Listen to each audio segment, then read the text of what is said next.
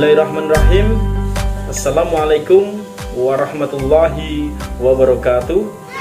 Semangat pagi anak-anakku semuanya. Alhamdulillah, semoga kalian semua dalam keadaan sehat dan tetap semangat dalam mengikuti pembelajaran daring pada saat ini.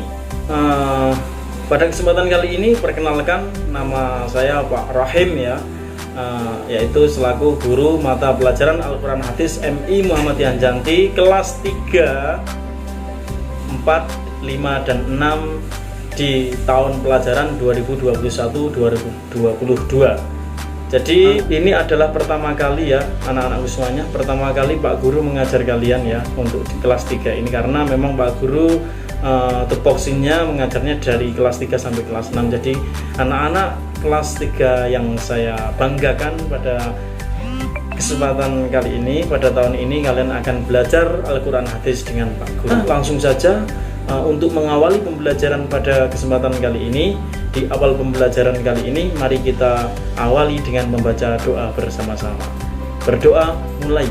A'udzubillahi minasyaitonirrajim. Bismillahirrahmanirrahim. Alhamdulillahirabbil alamin. Arrahmanirrahim. Maliki yaumiddin. Iyyaka na'budu wa iyyaka nasta'in. Ihdinas siratal mustaqim. Siratal ladzina an'amta 'alaihim ghairil maghdubi 'alaihim waladdallin. Amin.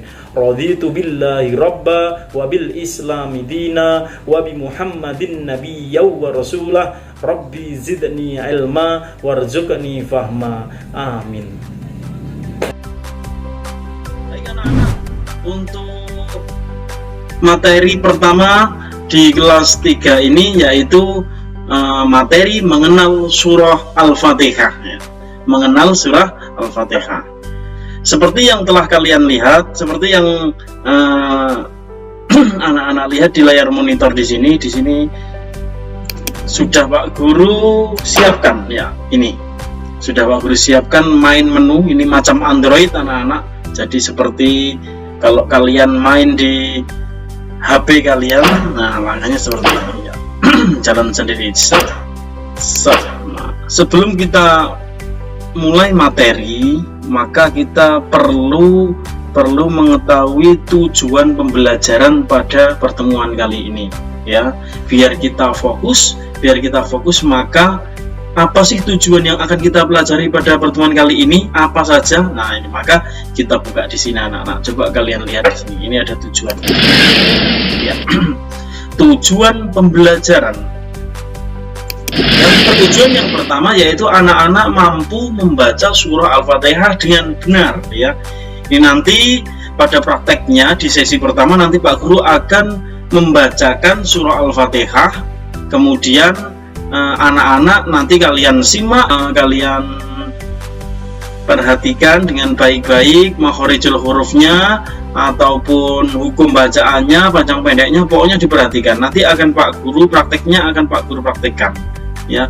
Kemudian tujuan pembelajaran yang kedua, kita klik anak-anak memahami arti dan isi kandungan surah Al-Fatihah.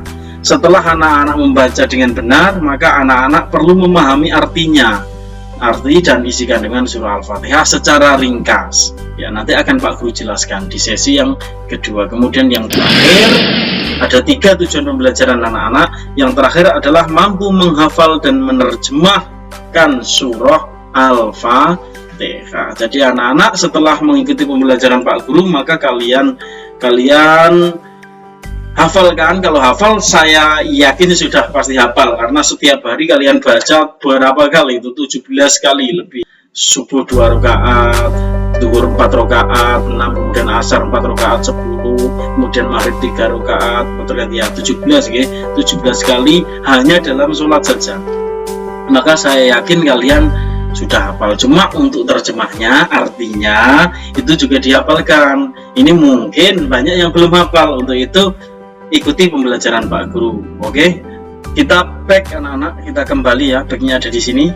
Klik. Nah, sekarang saatnya kita akan masuk ke dalam materi pembelajaran ya. Kita klik bersama materi. Nah, Jadi anak-anakku semuanya, sebelum kita masuk ke materi yang lebih dalam, maka kita perlu mengenal identitas surah Al-Fatihah ya. Jadi anak-anak perlu mengenal jati diri surah Al-Fatihah. Poin-poin penting yang ada dalam surah Al-Fatihah itu apa saja? Nah, itu anak-anak harus tahu. Karena apa? Karena itu nanti biasanya seringnya keluar di ujian, keluar di penilaian harian, di tugas-tugas dan lain sebagainya. Untuk yang pertama, identitas surah Al-Fatihah itu adalah, kita klik nanti. Jadi surah Al-Fatihah yang perlu kita hafalkan itu adalah surah pertama dalam urutan Al-Quran. Jadi di urutan Al-Quran, kalau anak-anak sudah pernah membuka Al-Quran, sing wis tekan Al-Quran ya, itu urutan yang pertama kali ketika kalian membuka, maka yang pertama kali adalah surah Al-Fatihah ya, diingat-ingat urutan yang pertama. Kemudian yang kedua, Al-Fatihah itu artinya pembuka ya, atau pembukaan, dieling-eling. Kemudian yang ketiga, turun di kota Makkah. Jadi surah Al-Fatihah, wahyu surah Al-Fatihah itu turunnya di kota Makkah. Nah, dari itu dinamakan surah Makkiyah ya. Ya, surah Makkiyah itu surat yang turun di kota Makkah. Kemudian lanjut, termasuk golongan surat Makkiyah itu yang ketiga. Yang keempat, disebut Ummul Kitab. Disebut Ummul Kitab itu, Ummul itu ibu ataupun induk, jadi induknya Al-Quran ya, itu makanya dinamakan induknya Al-Quran. Jadi maksudnya itu intinya Al-Quran itu ada di dalam surah Al-Fatihah ya. Kemudian yang nomor 5, terdiri dari 7 ayat anak-anak. Surah Al-Fatihah itu terdiri dari 7 ayat, ini dihafalkan juga. Dan yang keenam, disebut juga As-Sab'ul Masani ya. Artinya apa As-Sab'ul Masani ini? Artinya adalah 7 ayat yang diulang-ulang ya. Karena diulang-ulang, kenapa diulang? Ya diulang-ulang kan lalu kita baca, baik itu di dalam sholat, diulang-ulang ya. Kalau tanpa membaca surah Al-Fatihah tidak sah sholatnya. Maka dari itu ini dinamakan As-Sab'ul Masani, 7 ayat yang diulang-ulang. Sholat subuh dibaca, sholat duhur dibaca, sholat asar dibaca, semua sholat membaca surah Al-Fatihah. Makanya ini dinamakan As-Sab'ul Masani. Jadi anak-anak, surah Al-Fatihah itu yang pertama disebut Ummul Kitab, induknya Al-Quran. Yang kedua juga disebut As-Sab'ul Masani. Ini nama lain dari surah Al-Fatihah ya. Ini perlu anak-anak hafalkan 1 sampai 6. Kita kembali anak-anak. Sebentar. Kita kembali. Ya. Oke, setelah menghafalkan identitas ataupun jati diri seputar info dari surah Al-Fatihah, maka anak-anak kita akan masuk ke sesi selanjutnya, yaitu membaca surah Al-Fatihah dengan benar. Kita back. Oke. Yes. Baik anak-anak, mari kita membaca surah Al-Fatihah. Nah, sekali lagi tolong diperhatikan dengan baik-baik makharijul hurufnya, bagaimana keluar huruf-hurufnya dari lisan Pak Guru itu diperhatikan, kemudian panjang pendeknya juga diperhatikan. Kita mulai. A'udzu billahi minasyaitonir rajim. Bismillahirrahmanirrahim. Alhamdulillahi Rabbil Alamin. Ar-Rahmanir-Rahim. Maliki Yaumiddin. Iyyaka na'budu wa iyyaka nasta'in. Ihdinas siratal mustaqim. Siratal ladzina an'amta 'alaihim ghairil maghdubi 'alaihim waladdallin.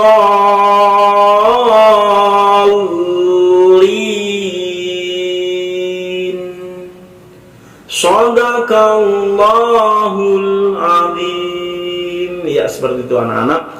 Kita membaca, kita akan masuk ke sesi memahami arti dan isi kandungan surah Al-Fatihah secara ringkas ya. Akan kita atau kita oncei bahasa Indonesia apa anak-anak? Oncei itu kita kupas ya. Kita kupas satu persatu per ayat ya, secara ringkas mawon. Jadi tolong diperhatikan. Kita mulai dari ayat yang pertama anak-anak. Ayat yang pertama berbunyi Bismillahirrahmanirrahim, yang artinya dengan menyebut nama Allah yang maha pengasih lagi maha penyayang. Jadi anak-anakku semuanya, ketika kita akan beraktivitas ataupun kita akan melakukan pekerjaan apapun itu dalam catatan hal-hal yang positif ya anak-anak, dalam hal-hal yang positif, maka awalilah dengan mengucapkan basmalah. Basmalah itu apa? Basmalah itu Bismillahirrahmanirrahim. Jadi Bismillahirrahmanirrahim itu bisa disebut basmalah, diingat-ingat anak-anak. Nanti kalau ada pertanyaan atau soal bagaimana bunyi basmalah itu, ya Bismillahirrahmanirrahim. Kemudian yang kedua, ayat yang kedua anak-anak, ayat yang kedua adalah Alhamdulillahirabbil alamin, yang artinya adalah segala puji bagi Allah, Tuhan seluruh alam ya. Disebut juga Alhamdulillahirabbil alamin ini disebut juga dengan hamdalah anak-anak atau tahmid. Nah itu. Bagaimana bunyi bacaan tahmid ya? Alhamdulillah. Bagaimana bunyi bacaan hamdalah? Alhamdulillahirabbil alamin ya. Kalimat hamdalah ini kita ucapkan kalau yang tadi basmalah itu ketika mau mengerjakan sesuatu, kalau yang hamdalah ini sebaliknya ketika kita sudah melakukan sesuatu. Bermaem, misalkan kita mengucapkan alhamdulillah. Kemudian pas kita bepergian setelah sampai tujuan kita mengucapkan alhamdulillah. Mendapatkan rezeki alhamdulillah. Setelah belajar kita mendengarkan penyampaian dari Pak Guru wis rampung, kita mengucapkan alhamdulillah. Ya seperti itu anak-anakku. Jadi itu yang kedua. Kemudian ayat yang ketiga adalah Ar-Rahmanir-Rahim. Ar-Rahman itu adalah zat yang maha pengasih, Ar-Rahim yang maha penyayang. Pengasih dan penyayang ini sama anak-anak ya. Loh kok sama tapi kok bunyinya beda, Ar-Rahman dan Ar-Rahim. Nah ini yang membedakan adalah anak-anak, kalau Ar-Rahman bahwa Allah mempunyai sifat yang menyayangi. Ar-Rahman itu ditujukan kepada seluruh alam, tidak hanya orang Islam saja, tapi non-Islam pun juga diayomi oleh Allah dengan sifat Ar-Rahman. Kemudian Ar-Rahim, sifat Ar-Rahim itu adalah sifat welas asihnya Allah, kasih sayangnya Allah itu hanya untuk orang-orang yang beriman atau orang-orang muslim saja. Jadi orang-orang Islam itu nanti akan mendapatkan Ar-Rahimnya Allah di akhirat kelak ya. Amin Allahumma amin.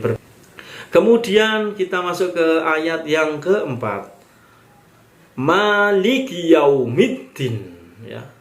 Pemilik hari pembalasan atau yang menguasai hari pembalasan. Maksudnya apa kok menguasai pembalasan anak-anak? Ini dengarkan.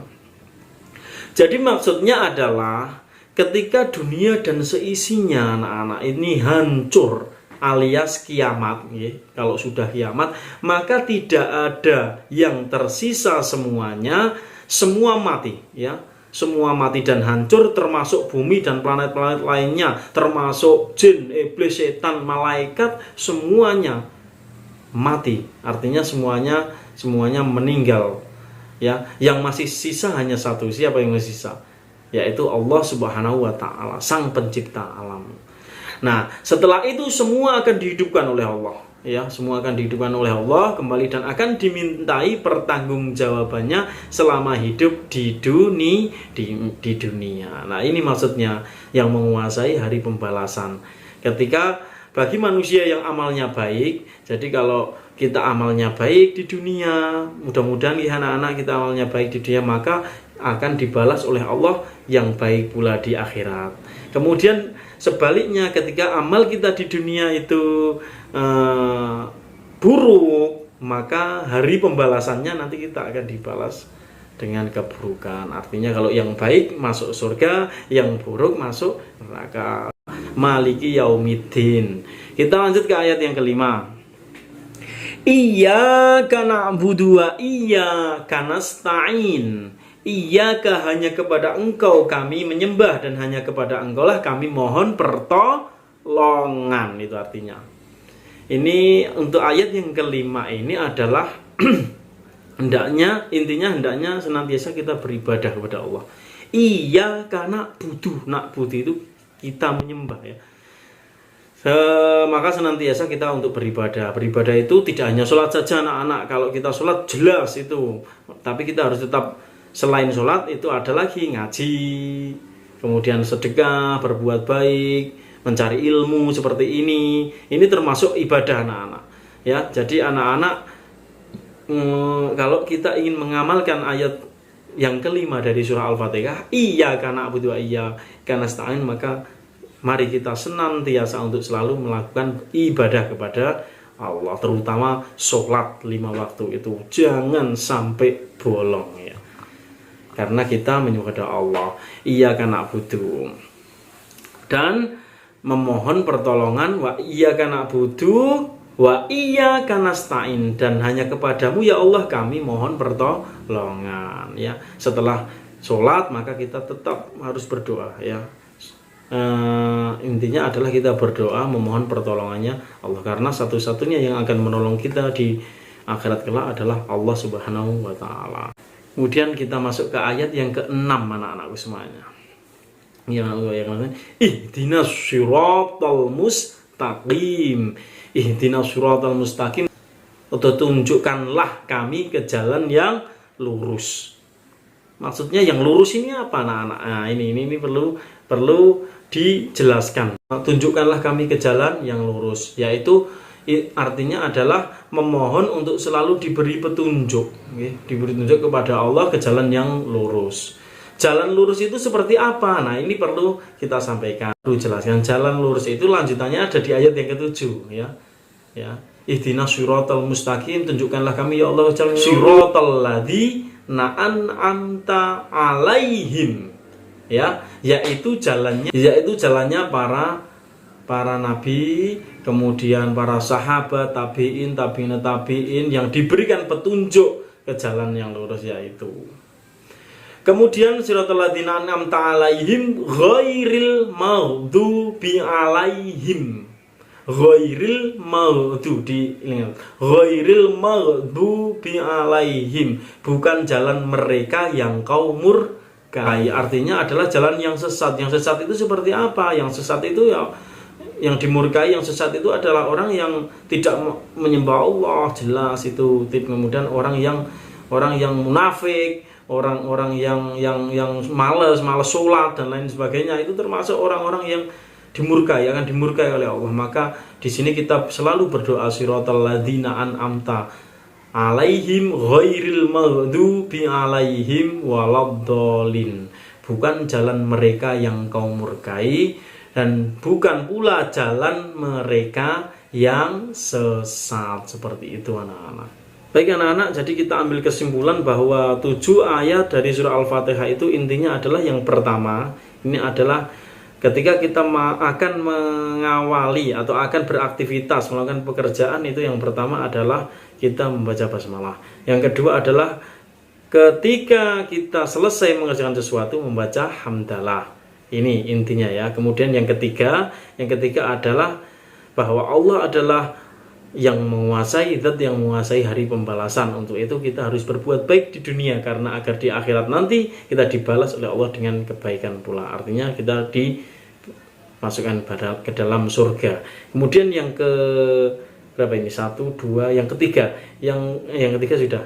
Yang keempat ini.